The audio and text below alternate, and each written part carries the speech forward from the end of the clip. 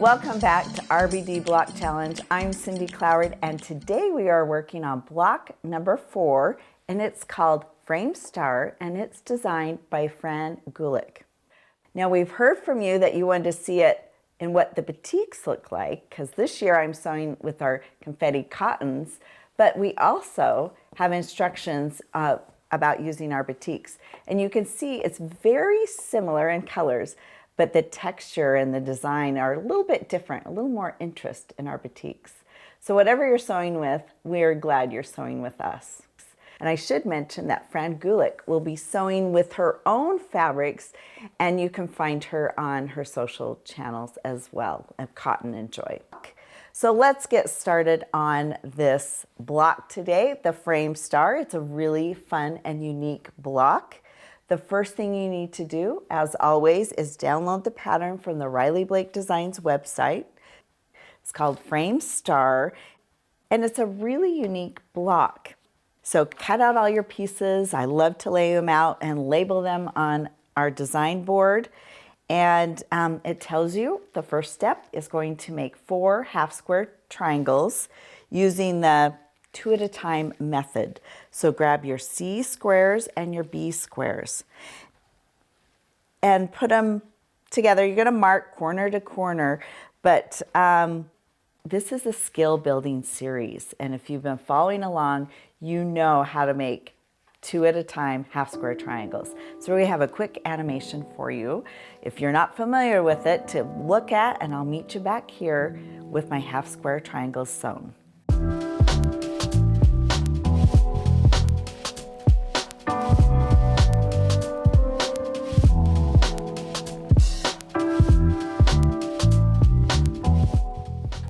So after you have sewn your half square triangles 2 at a time, this is what they look like before you cut them apart.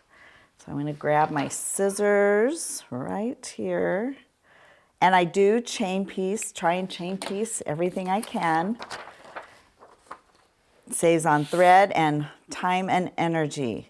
And then I'm going to trim these down in the center.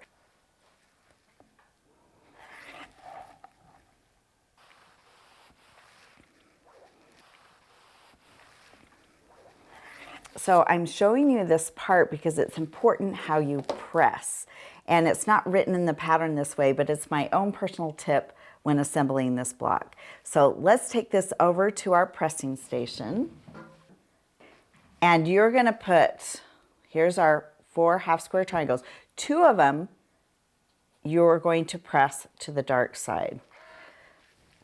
So these 2 are going to be pressed to the dark side. That right there.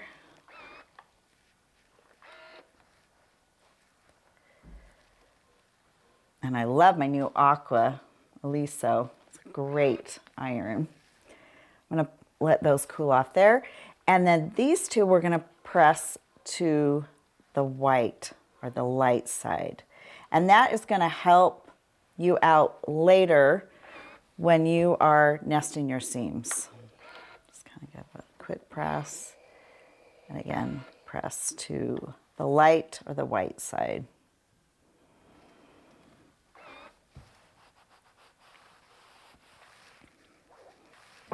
Okay, so we're going to bring these back here, and now we have to trim them up. Now it's really important that you trim accurately. And that these little trimmet rulers, these little Q-cut trimmet rulers, make that happen. So they're supposed to be 3.5. So we got this little, and let's square those up.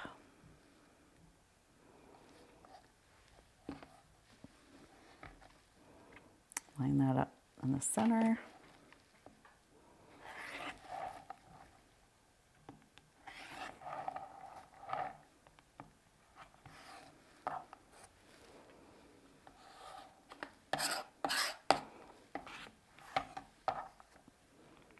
Okay, these are all squared up to 3.5 inches. I'm going to put this away.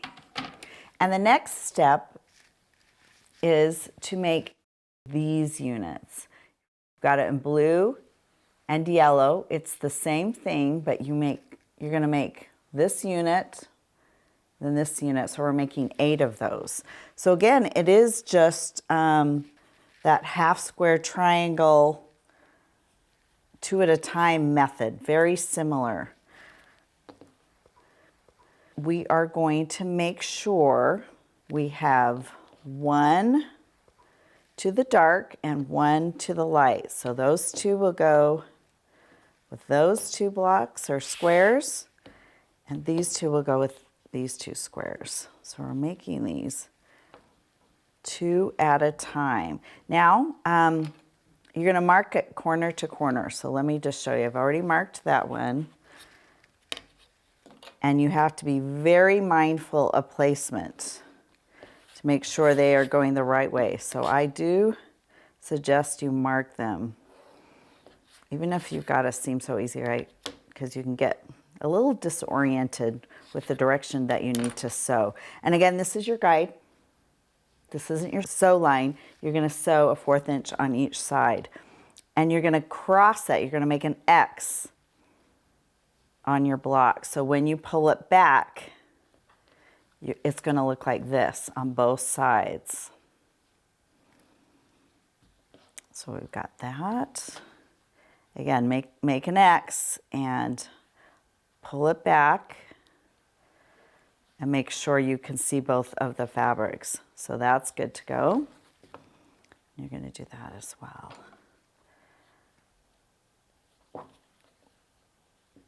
So pull it back. There we go. Make that X. Okay. And you can give it a press, a temporary heat adhesive. If you like to pin, pinning's great too. But I just give them a quick press before I chain piece these squares, these little units. Okay, let's sew.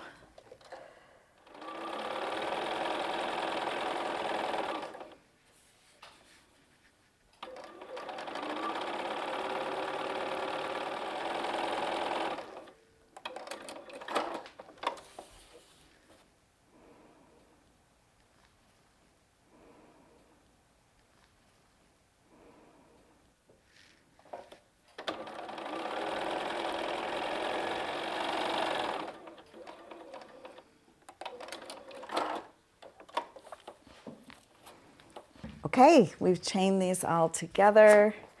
And clip them in between. And then we'll just cut them down the center.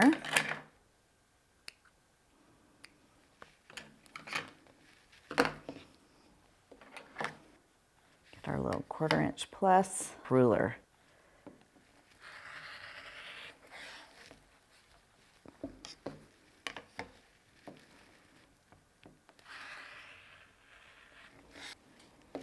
Okay, now I recommend cutting your dog ears off. So I'm going to just take these blocks and cut my dog ears off. It is really easy with this tool, and I think you will find it helpful in squaring up these blocks because they need to be 3 inches, not 3.5. And I'm going to show you how to do that. Okay, last one. Trim up these pesky dog ears. And again, I just line that up and it's just really slick to do this. Now I'm going to take this over to the pressing station. I'm going to give you some pressing tips that are going to be very helpful in assembling your block. Okay, so let's put all the yellows together and all the blues together. Yellow, yellow, blue, blue. Okay, now if you remember, we've already pressed these opposite, so you need to choose opposite. This is, let's choose the opposite. This one was pressed to the fuchsia side, this was pressed to the white side. You pair those together. Okay, and now you're gonna also do opposite pressing on this. So whatever is pressed to the fuchsia side, this yellow, we are gonna press to the fuchsia side. And then whatever block was pressed away, we're going to press away from the fuchsia. So we're pressing to the yellow.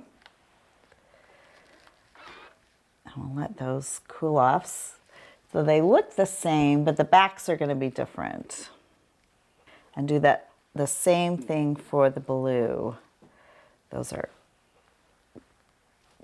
opposite, pair opposites together. And that was, so we're going to press to the blue, away from the fuchsia. And let's get the opposite. This is pressed to, let's make sure that's right.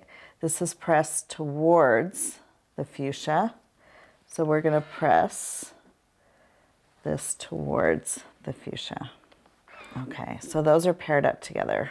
So let's finish pressing these, and then we are going to bring them back to our cutting station. Now we have all these units paired according to how they are pressed. And then let me show you, this is what we're going to create. We're going to create 2 of these units and then 2 of these. You can see them in our block, 2 and 2, 2 and 2. So we've got these 2 made. We do need to square them all up to make sure they're 3 inches, not 3.5. We've changed the size. So I am using this ruler. It's not an exact square up ruler. It's just a 3.5 inch ruler. And I'm going to show you how to square it. Now you shouldn't be trimming off much. If you're trimming off a lot, then you've got a mistake in your seam allowance, and you need to have a very accurate seam allowance for this.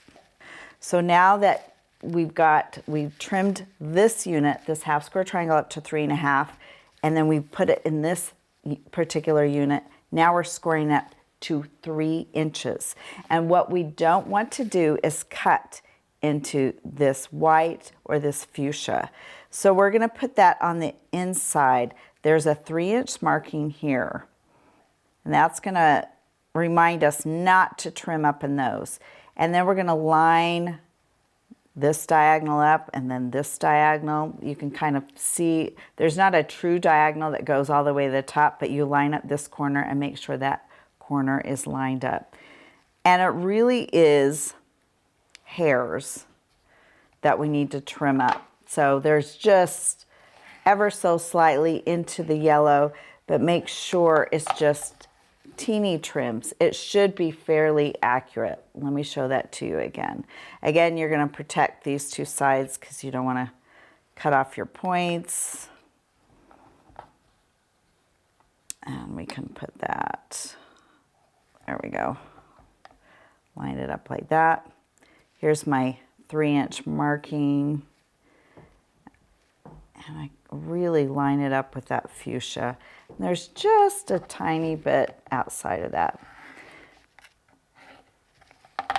Okay, those are good to go. Let me just trim up 2 of my blues.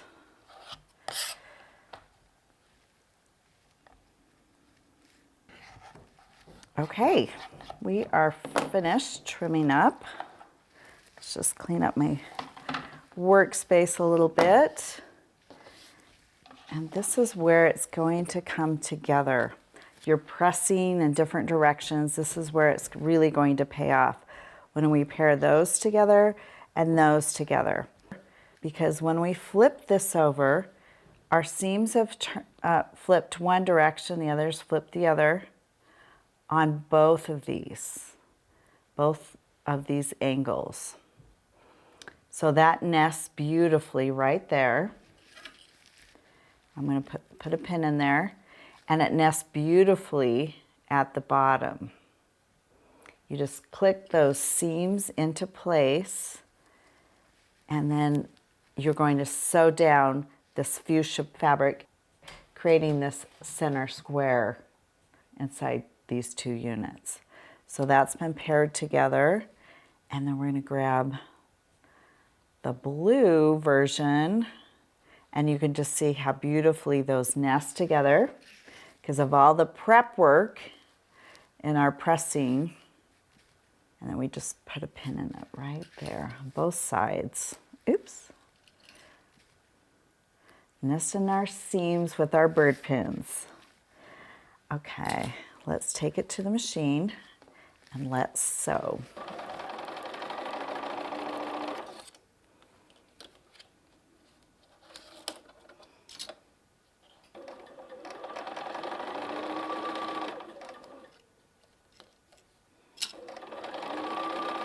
Clip our threads. Let's take it over to our pressing station. Here's our big reveal. This is what we want to see.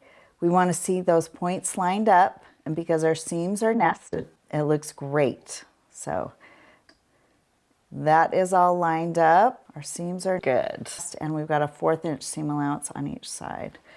And kind of give it a quick press. Open that up and you can see that square within the square. Now I'm going to press. I think we have another pressing option coming up, but I'm just going to give a quick press and we can change directions of that center seam if you prefer. Okay, let's take it over here. And we've got these units already sewn just like this. So I'm going to put these right here. So the next step we need to do is create our flying geese units. This is what it looks like finished. We are going to create 2 of those, and we're going to create this center unit right here. So we need to grab our G rectangles for our flying geese and then our E squares. And you've made flying geese before. You're going to mark all 4 of these corner to corner, and that will be your sew line. We have a quick animation for you as a review of how to make flying geese.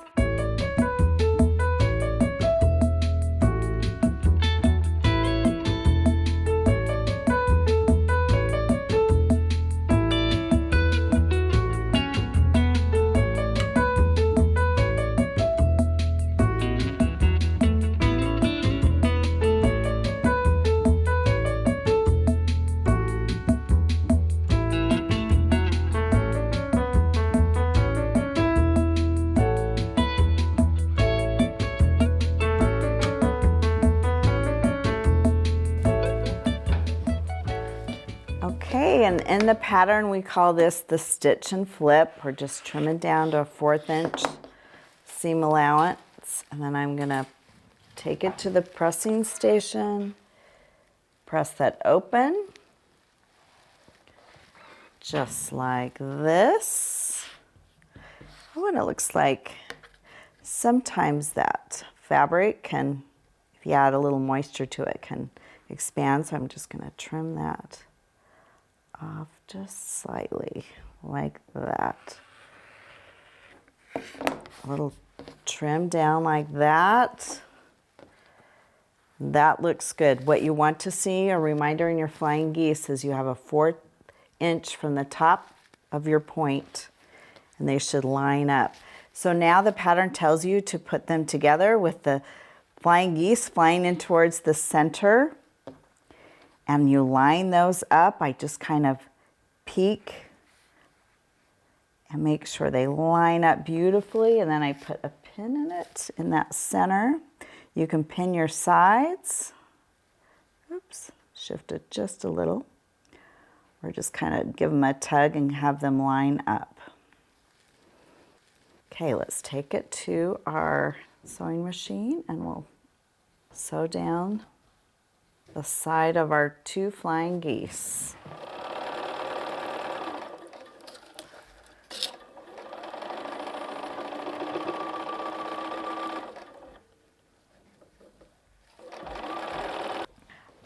Okay, so let's bring this back over here. I'm not going to worry about pressing it at this stage because I'm not quite sure where I want my seams to fall, but this is what we want to see. We want to see that point all lined up.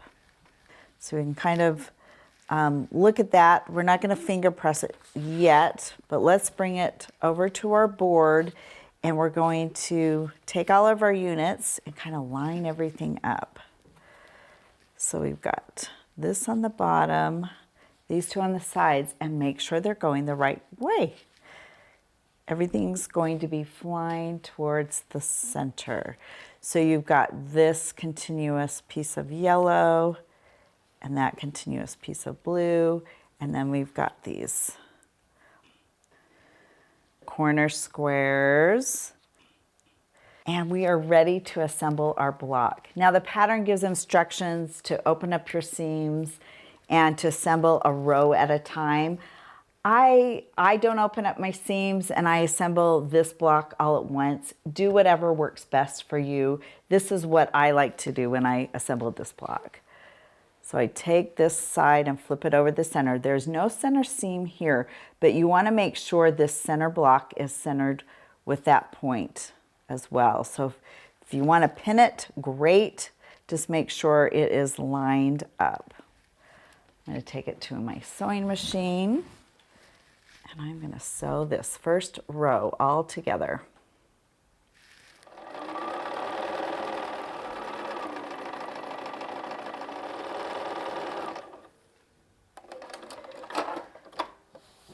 All right, I take this back here and I open it up and I don't cut my stitches in between my units. So then I'm ready to sew this side on. And what we want to see, I do want to mention, we want to make sure we don't cut off that point right there. We want to make sure we see that point. And since I have a little more, I have a few more units to maneuver, I'm going to just pin at the top here because I'm going to have to flip this over.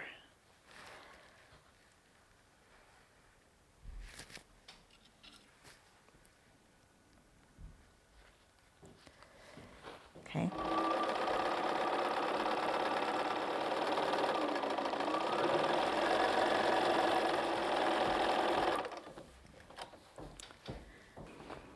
All right, let's open this up and take a look. It's looking good. Now we just have two more seams. And you'll notice we have this intersection, that one, this intersection, and that one, where we need to nest our seams. Now the pattern again tells you you can open up your seams. I choose not to, that's my preference. And so I'm going to nest the seams. That's why I have not pressed it yet. So that naturally wants to follow that direction. I'm going to nest that seam in that direction. Now I do need to line this center section up. I'm going to nest them going that direction. I'm going to pin it there. You are going to have some bulk right there, so just ease your machine over that bulky area. And that is going to fall that way.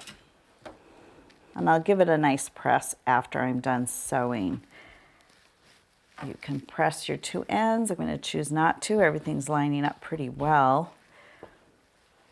And now I'm going to nest the other side. Might as well get it pinned all at once. Again, you can give it a nice little finger press, nesting those seams.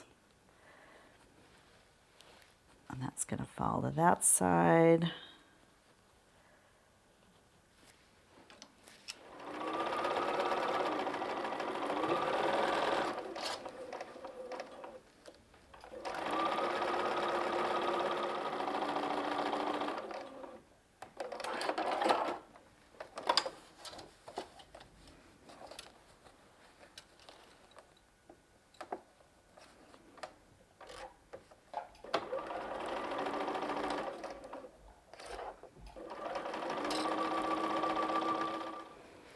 All right, let's open it up and take a look.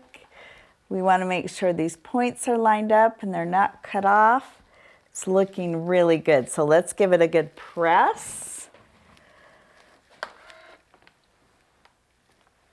And open it up. Kind of let your seams lie whatever direction they would want. It seems like they want to flop out like this.